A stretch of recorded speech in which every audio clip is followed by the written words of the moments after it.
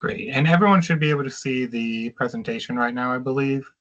Export certificates, rules of origin. Okay, great. I suppose we can probably get things kicked off. I imagine some others might trickle in as things are getting going. Well, I want to be mindful for everybody's time. I know this is also being recorded, so if you're not interested in being part of the recording, you can jump out. And part of this will be kind of focused on the idea that people may come back in and watch it in the future as well. We should have time for questions at the end. I'm trying to condense some things in to hit a bunch of different points, but I imagine we should have time at the end to get into questions. So I guess first of all, for introductions, my name is Alex Sonifrank. I'm with the American World Trade Chamber of Commerce. We are a chamber focused on US-based exporters. And we partner with a lot of other chambers of commerce across the United States. So right now we've partnered with the Irvine Chamber to enable them to connect with Air Certificate of Origin Gateway. With the idea there being that if you're doing international trade, it's likely you're going to need certain trade documents to be stamped, and that's now going to be a service that can be done quick, electronically, and as well with some pretty valuable feedback as well. So we're going to kind of get into the specifics around that. Probably in the second half, we're going to look at what the actual system looks like.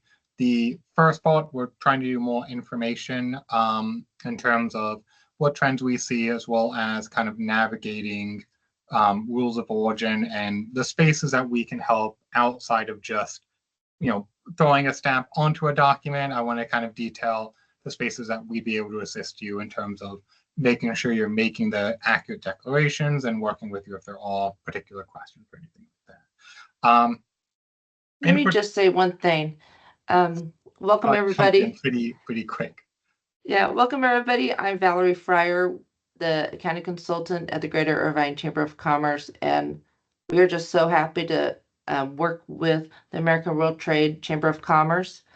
They are amazing, and Alex is the representative to us, and we are so excited to kick off this new vendor with some new benefits for us. Great. Just a general overview of who we are and what we do. So outside of just being the Irvine Chamber partner, we do partner with chambers all across the United States. And we work very closely with the International Chamber of Commerce, which is going to be the body that sets the rules and regulations around issuing certificates of origin. That collaboration also means that all of our documents can actually be validated through the International Chamber of Commerce verification tool, which what we've encountered is something that helps get exporters' documents through customs much more quickly. I know there's some other things up there, but I don't have to kind of bore you with some of the details there. While there are other documents we touch, I know the primary one is going to be on the certificate of origin, which, as you see here, we refer to as the cover letter to your shipment. So that's oftentimes, in our experience, been the first document that customs gets to look at. So that's what they're going to use to determine what's going to be coming into the country, where is it coming from, and particularly what the origin of those particular products is going to be. The reason I say it's the cover letter, it gives customs essentially all of the core information they need in order to calculate what the tariff rates should be on that product.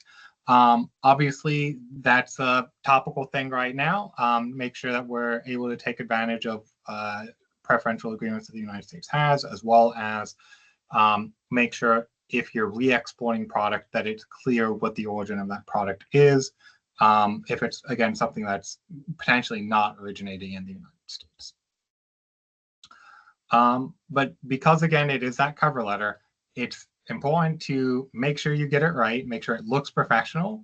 I have seen a lot of mistakes on these documents. I have seen a lot of,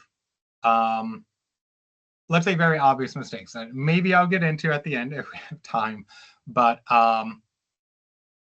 our goal here is to make sure, again, that everything looks good, you're able to present things to customs, and you're able to get through as quickly and as easily as possible with no extra scrutiny on your shipment or no extra penalties or anything like that potentially involved. Origin in particular is becoming more and more important. So we see that on a consistent basis. Historically, it kind of didn't matter. There were a lot of countries or companies that would make pretty consistent mistakes on their origin declarations. And that's essentially because everyone was kind of playing by the same standard. So we had what was called the most favored nation status under the WTO. That essentially meant that globally, countries all agreed to tariff other WTO members at the same rate. And that essentially led to a situation where the WTO had more and more and more active members, and that most favored nation status kind of made individual origin of specific products less and less important. Because again, if you're going to be charging 5% on a particular product, no matter where it's coming from, it doesn't really matter too much to get that certified origin declaration as part of the shipment. Today, that standard is changing. It's changing both in ways where we are seeing, potential conflict with China, causing higher tariffs potentially. So it's now becoming more important that they get accurate tariff and accurate origin classification. We're seeing also new preferential trade agreements. So we have an African preferential agreement that went into effect. One of the things that they're doing is actually starting to enforce stamped certifications as part of that process. So that's for anything going into Kenya. They just maybe 2 weeks ago implemented a new rule to say you have to get chamber stamped certificates of origin as a result of those shipments. We're also seeing global conflict lead to more and more scrutiny as well. As just to put it bluntly, as more countries sanctioned Russia, it's become more important that they're able to know where specific products are coming from to make sure that they are not sanctioned products, right? And I think as well, even before all of that, a driver has been around the increase in international fraud. So that is something that we've seen consistently happening as well, where documents are fictitiously put together and either there's no product or the product's of an origin from a sanctioned country. And there's effort to kind of pass it off as like a US origin product when you're doing business in Panama, South Africa, whatever it may be. And so those countries have started being a bit stricter in making sure, again, documentation is up to par and that they know that they can trust who it is that they're working with and they can trust the statements on those documents. I know I have over here a statement from the International Chamber of Commerce, specifically talking about how verification has become a really core part of really just international trade documents across the board, but in particular, the certificate of origin is one that we see quite commonly come up. Great, thank you. Good info. Some of this I kind of touched on already, but this is going to get into, again, some of our other forecasts in terms of what we're expecting. We're seeing free trade agreements be more heavily scrutinized. So if you're shipping into Mexico or Canada, generally you don't need to go through the chamber to get a document stamped, but you might still need some guidance to make sure that you qualify for that free trade agreement. And that is a space where we're seeing more scrutiny in particular. So we're seeing Mexican customs start to crack down on US origin shipments where they may not have in the past, and they're starting to question, does this product actually meet the origin rules as outlined by USMCA? Again, that's becoming more common. And likewise, we're seeing more instances where companies are working under what's called a letter of credit, which is, imagine you're selling to a party for the first time. They may not necessarily know who you are. They may not trust you yet. They're more likely to ask for extra paperwork as a result of that. So we're seeing that letter of credit situation increase because, again, companies are looking for new buyers internationally, potentially to fill gaps or potentially just to expand their business. And in those situations, it's a lot more likely you're going to get extra requirements put on you by the importer, not just by whatever the rules that customs might have in place. In particular, we're seeing this a lot in South Korea, which does not actually have a requirement by customs for a stamped certificate of origin, but we're consistently seeing importers request that to be done just because, again, they want to trust who they're working with. This is a part where I always like to kind of highlight when we're talking about certificates of origin, we are talking about origin specifically, and the complexity of that is that, first of all, made in is not going to be necessarily the same thing as origin. Every country has their own rules and thresholds for what the actual origin, what the made in standard would be for the country. We're also talking about a difference between non-preferential origin and the preferential standards for origin based on free trade agreements. So you can have something that is, if you're shipping into Vietnam, Vietnam would recognize as US origin. But if you're shipping into Canada, it might be US origin based on that non-preferential standard, but it might not be at a threshold where it's going to qualify for the preferential duty rate under USMCA. So hopefully that makes sense. It's where, again, we're using some words that within English all mean the same thing. But when we're looking at them in that kind of more technical space, they evolve into really fundamentally different concepts. An example I oftentimes use when we're looking at origin would be, imagine you are importing tomatoes from Italy, you're bringing garlic in from another country, you're bringing jaws in from maybe China, and you're mixing all that together to turn it into tomato sauce, so individual jaws of tomato sauce. That's what's considered a transformative value-added process. That is going to shift the origin of that product to be a US origin product if you're doing that here in the US. So when you're, again, going and then exporting that product into Vietnam, you're exporting it as a US origin product. More than likely, though, that product would not qualify as US origin if we're looking at the USMCA preferential agreement, because it's probably not at that threshold. It's possible. It depends on what the value add process would come out to in the end. There's a specific formula that is put together to help make that determination. But know that there is a rather significant distinction there. I've touched on these a little bit, but at a high level, when we're looking at free trade agreements, that's going to be one thing I like to highlight, every agreement is going to be distinct. So just because you qualify for USMCA doesn't mean you're going to qualify for like US Australia or US Japan or something like that. They do have different rules and different standards. So be very careful when you're looking into a new market that you do actually qualify based on the rules that are there. Sometimes it's cut and dry, right? If you're growing carrots in Montana and you're pulling them up out of the ground, that's going to be pretty cut and dry where that's going to be originating. If there are more complicated situations for the free trade agreements, know that the Irvine Chamber does provide a resource to help come with those determinations. So they can get in touch with us and we can work with you to make that determination as to what the origin of the product should be. Great, thank you. Yeah, there may be spaces where it gets specific enough you want to get in touch with a customs broker, because again, it's going to somewhat be based on some really narrow things in some cases, but we can at least make sure you're a little bit more confident in some of your determinations. And you have a team that helps you out with doing this? Yeah, I'm not the only person here at the Chamber. We have a pretty comfortable team. I help manage the Chamber Partnership Program, so that's why I'm here giving the presentation. But we have a staff that review each of the certificate submissions on our side, with the idea being we want really quick turnaround on everything that's being submitted. So you're going to get documents stamped and issued back fast. If there's a mistake, we're going to let you know and you can get it corrected and get it right back with us.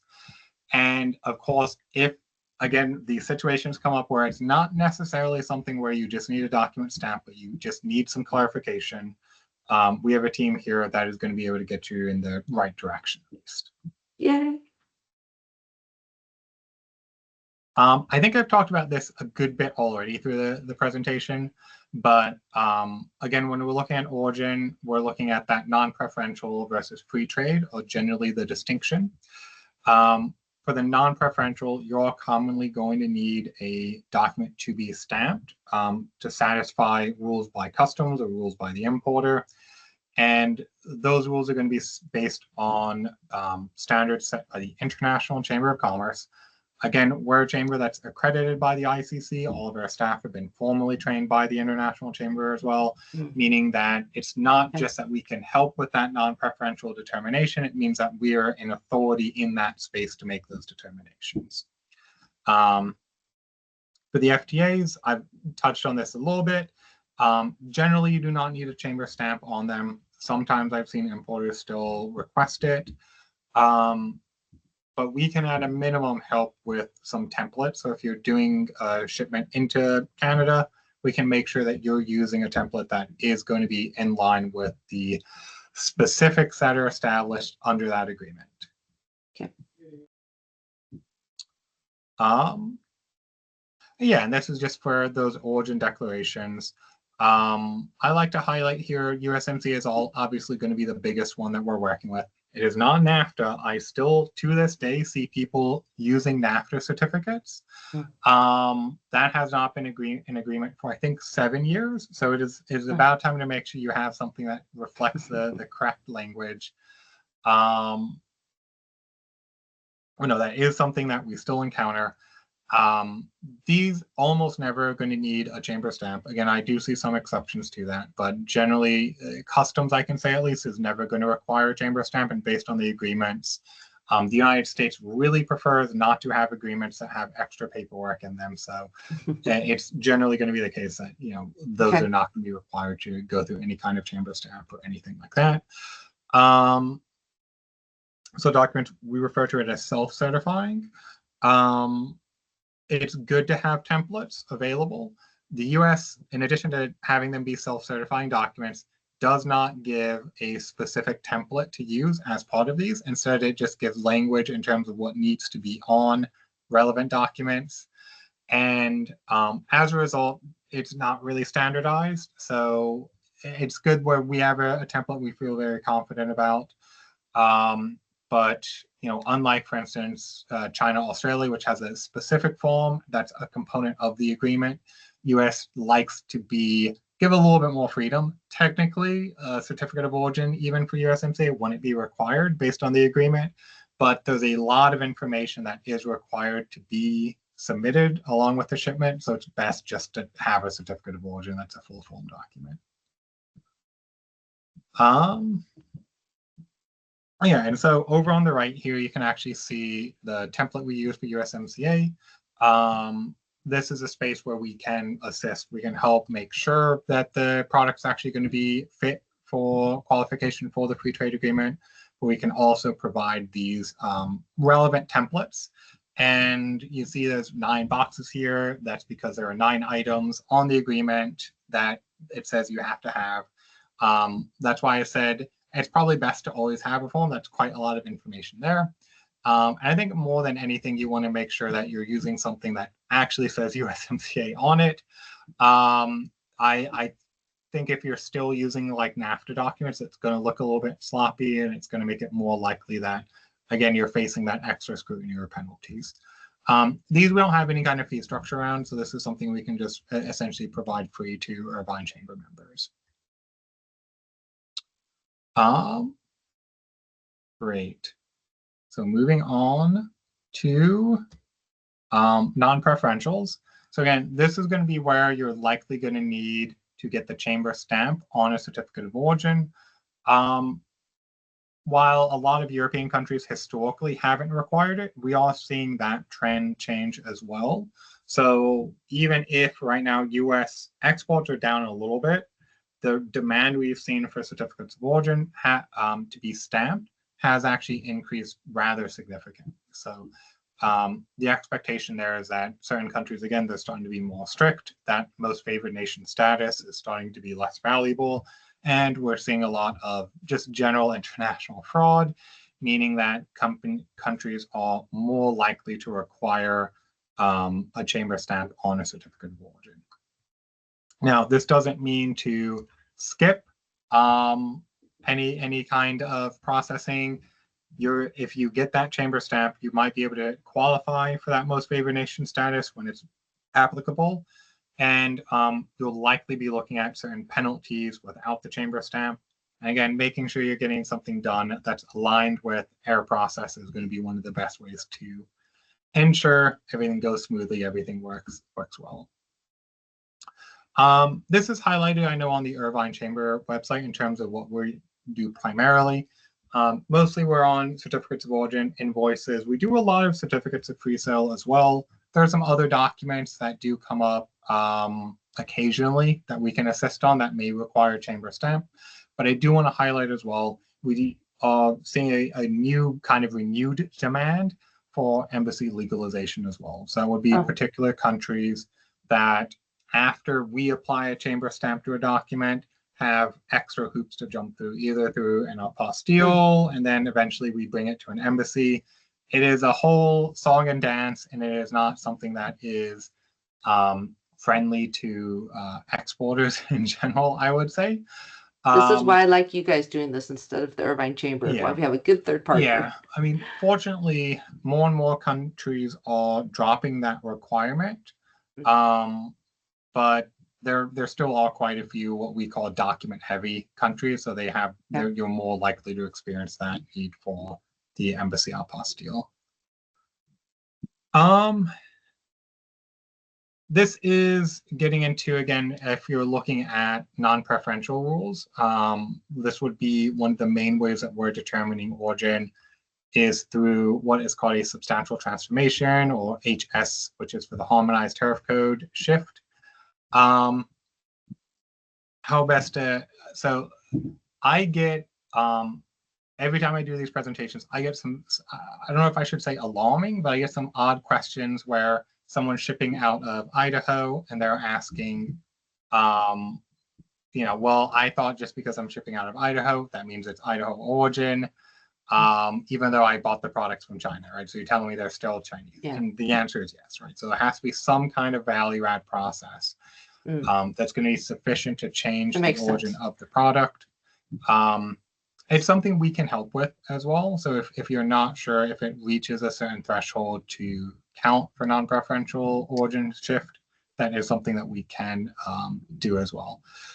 You know, I always have, for instance, like assembly, disassembly is on there. If you've got, let's say, you're building a computer, and building means you're clipping in a graphics card and maybe you're clipping in an extra stick of RAM, that's probably not going to qualify.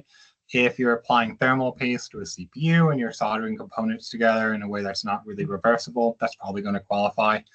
But it's something, again, where if there's ambiguity, we can work with you to make sure that it's that you're confident when you go through that process. Makes sense.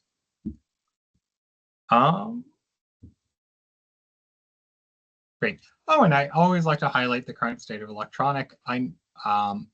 It's relevant. I even put a quote here from a particular importer. So I always like to highlight that for China, they will not do manually stamped documents anymore, right? And that's true for quite a lot of countries around the world. It's going to be uncommon for documents to be physically stamped and signed by a chamber, and then have like a physical document put in an envelope and transported overseas. And even countries you might expect to be more old-fashioned, right? Possibly United Arab Emirates. I guess they're pretty technologically advanced there, right? But they actually, we had an importer come to us and just straight up ask, like, what is going on with the US? We get these electronic documents that can be easily verified with everyone else, except when we're buying from US companies, right? And so it was actually a frustration for them. Working with US exporters, that it's so difficult to get something that is easily verifiable. And then we're nearing the end of the less technical part. So looking at the actual certificate of origin, this is in line with what you could expect coming out of the system. Again, we like to make a template that looks professional, it looks compelling, but also has all the information that customs is going to need, and in particular has tools that allow you to verify the documents. So you can see that they come with a QR code that, again, you use via the International Chamber of Commerce verification tool to just validate that this certificate's genuine, the information against it is genuine. And it allows customs to know very, very quickly they're working with a legitimate business, that these declarations were made. And I also always like to highlight that the certificate of origin oftentimes doesn't end with it clearing customs. It is going to be the case that that product, if it gets resold, the importer is going to use that same certificate of origin as well. And so you want to make sure that they have something that, again, is verifiable and is also kind of tamper-proof as well. We have had instances where a product gets resold within a country. So a U.S. exporter sells something into a country, and then that importer distributes it within that country under potentially incorrect changes made to some of the documentation. It's good to have spaces that kind of can protect yourself and make sure that that kind of behavior gets stopped pretty quickly as well. Okay. Great. Valued exporters. I'm not going to spend too much time on this because I think nowadays the idea of moving to electronic, I think, makes a lot of sense, right? You're not physically shipping documents overseas, which can be quite expensive. You're not running yourself around to get things wet stamped. But I think the big thing that I want to highlight on these is that future-proof line there at the bottom. Obviously, things are changing internationally, right? We've seen India, for instance, probably about 2 years ago, crack down on a lot of documentation coming into their country that did not have verification tools or QR codes against it. We made sure that the way that we are presenting documents aligns with their country needs. Right now, we know China is cracking down on certificates of origin and documents that do not have a 6-digit harmonized code against them. So that's something we've been able to relay back to our clients. So when they're submitting documents to be stamped by us, we're able to relay that information. Basically, you know, we live in a dynamic world. Things are always going to be changing. But just the fact that we have a unique focus on issuing these documents kind of guarantees that whatever you get back, you can trust is going to be accepted in the country you're actually exporting into. Okay, so that's that. Again, there will be a registration page for the Irvine Chamber. It might be easiest just to search. It's pretty easy to find to get started with that program. It's just a simple registration form. After registration, you'll be pretty easily approved on our side, I imagine, and you'll be able to get in and get documentation submitted over to us. We do have a guarantee for same-day processing, and we do continue processing every day, every Monday to Friday, until 5 p.m. your time. So even if you get it kind of late at the day, you can get a guarantee that you're getting action from us. We like to say that word processed or action because we do reject documents. It's a healthy amount that we do reject. But the goal there is to give you what information you need to make corrections and get it resubmitted back to us so that, again, you have an easier time when you get in front of customs, right? We don't want to be the painful one, but we are going to help make sure that, you know, you're able to smoothly and easily get through customs when the product gets where it's going. Well, what a great service you provide for the Greater Irvine Chamber. We so appreciate you. Great. I'm going to take maybe 15 minutes then, and we'll take a quick look at the actual system to present. So again, if you were on the old system that Irvine was using, you would have been sent login details on Monday. But obviously, if that's not the case, or you need it to be resent or anything like that, I will happily be able to help you there. And I'll drop my contact information as part of this presentation as well.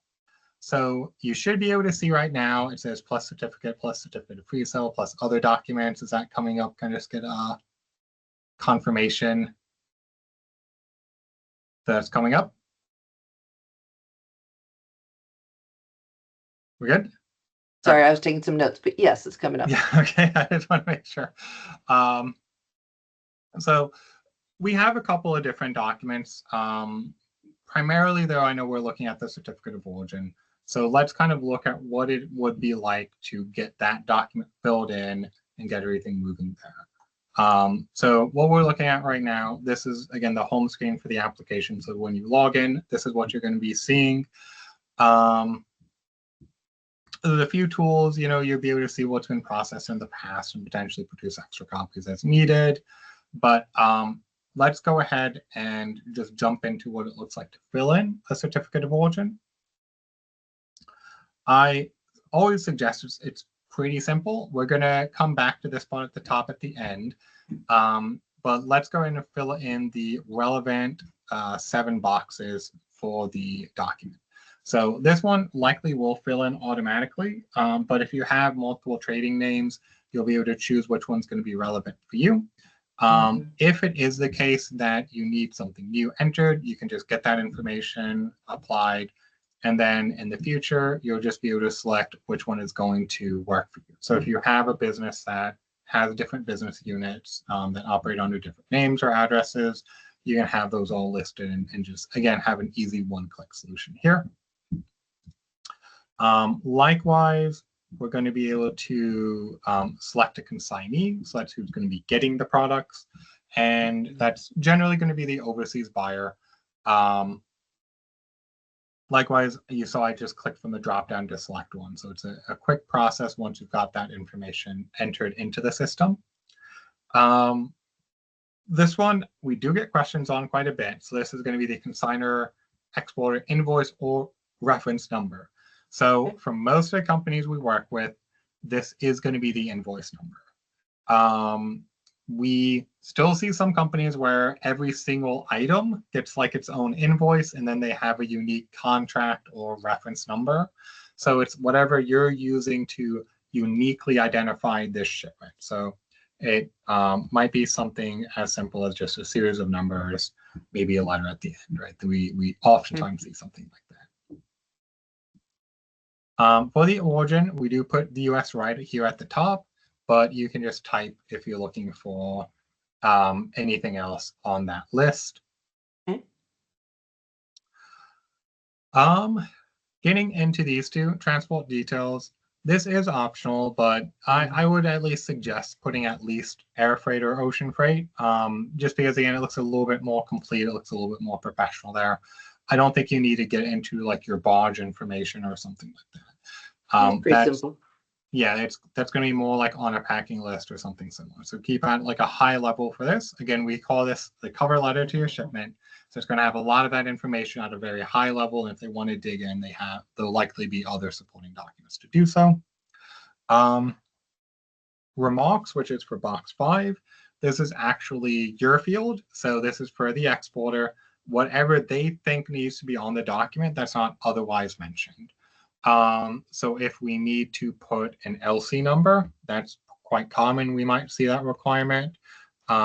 If you have a process where you're required to put the BL number on every document, you can do that.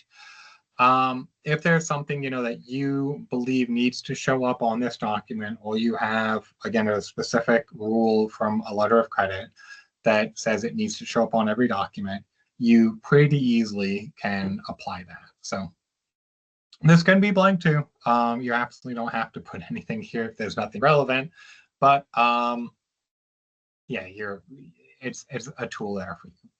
Okay. Finally, we're box 6 and 7. This is going to be the actual product information. So this would be a space, let's say you have a more complicated shipment, you can list every single product here. You can list the origin as well, if you need to do something like that. So if you had multiple products with mixed origin, you could make that distinction there. It's really going to be up to you in terms of how everything is detailed. But the one thing we always say is it should be consistent with what's going to be on the commercial invoice.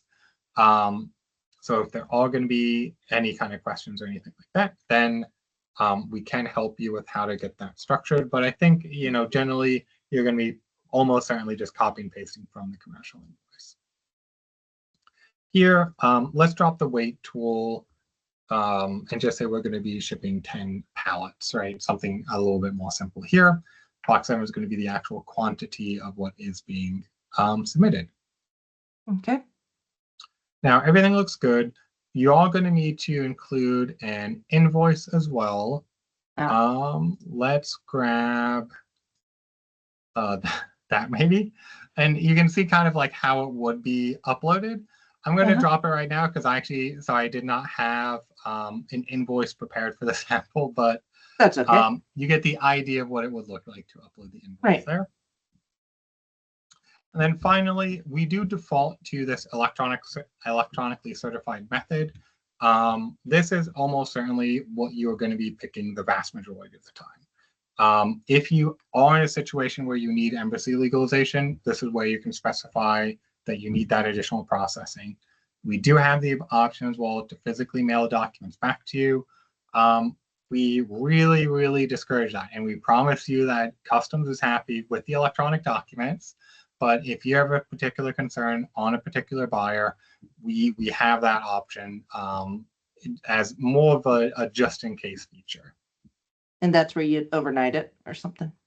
Yeah, we'd have it overnighted. There is like a small extra fee, $30 to get it shipped, right? And that essentially covers a courier envelope. But again, we don't want you to spend that money either, right? We want, and if you're all working in a case where like maybe you're using old letter of credit terms, that's something you can potentially work to revise in the future. I do not see an importer pushing back on amendments there. So, okay. So what I'm going to do right now is do a little bit of magic in the background to get the document approved. So essentially, I'm going to be on what would be the chamber account to have that document approved. So after you would submit as the exporter, really the only thing you need to worry about is sitting tight for the time being. And then once we take that action to get it approved on our side, you'll get an email notification and you'll be able to log back into the system to collect it. You can see there's a little issue button right here. And that's going to be what gives you the document. You're going to get the official version. And we do still see requirements in place where they might need like 3 originals, 3 copies. So we do include a non-stamped black and white copy version as well. It's also going to have our unique certificate number associated with it. And that number would continue on for any supporting documents as well. But really, that's about it, right? It's not going to be significantly different for working with a certificate of free sale, or if you have another unique document that needs to be uploaded. And so it's going to be, I think, pretty quick. You saw there. I think it's been maybe 5 minutes it took to kind of explain each of the little items and get it submitted and back. If a document's rejected, you'll get a notification and email why it was rejected, what you need to do to fix it, and you'll also be able to see that same notification when you log back into the system. But that's about all I need to showcase on the process